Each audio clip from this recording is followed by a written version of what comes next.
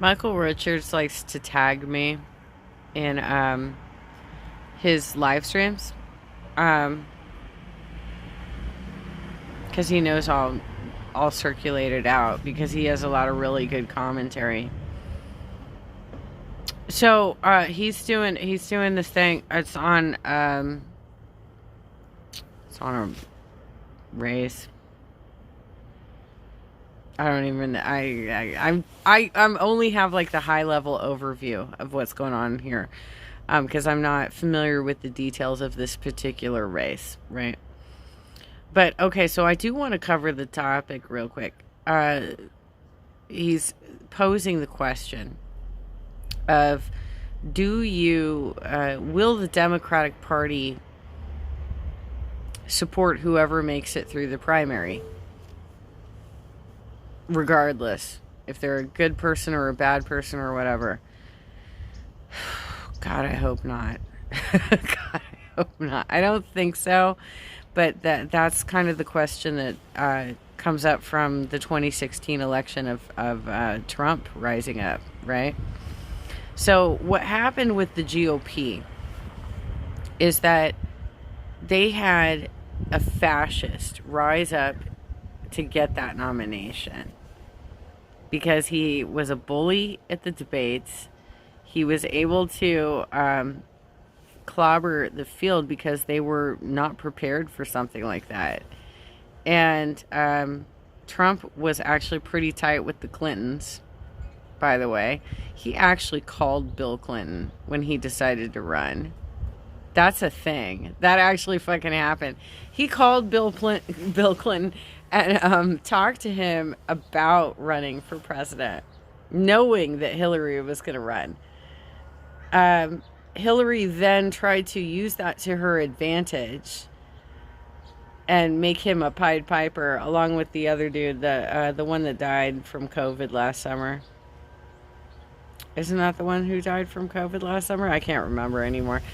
Herman something? I don't remember. There was like 3 different people that they were positioning as the Pied Pipers because they wanted to get her a candidate that she could defeat, and they were wrong. They were fucking, not only were they wrong, but Trump was wrong. Trump thought he was gonna lose. Trump thought he was gonna fucking lose, you guys. Have you seen that picture of him on election night? He looks fucking shocked. He looks absolutely shocked that he won. He was already pitching that he had like a media venture coming up after the election. He was literally pitching this. he totally thought he was going to lose. Okay, so the point being, how do these parties operate? They can squash a candidate. They can absolutely squash a candidate. But I think it gets really challenging when they start looking at poll numbers and they're like, well, how popular is this candidate? And the most unfortunate thing here is that Trump was so fucking popular with racists in this country that they realized that if they tried to squash him, they would have been screwed. But the GOP absolutely can squash candidates. They did it to my assemblyman, Bill Breaux. They fucking squashed that dude so hard. They fucking wrote a resolution saying that he should not run again. They came up with like a hit campaign against him. I don't know if it's true or not, but they said that there was like some sexual harassment allegations against him. And they fucking wrote a resolution and squashed his entire campaign. Then they got in, I think her name's Lori. I think my rep is now like Lori Jacobs or something. And she was a Trump Republican. She's a Trump Republican. They can squash candidates if they want to. So can the Democratic Party. We can too. Not that I don't even have a position in the Democratic Party, but I've been doing this for so long now, and I have so many connections that I feel like I'm a part. I feel like I'm like a part of it, but I'm not really a part of it. I just like attend as an observer But yeah, we could totally we could squash candidates if we need to. And that's why you have to realize that a lot of this is actually just people winning on their own efforts. This is people winning on their own efforts. But these are organizing bodies. This is your right to assembly.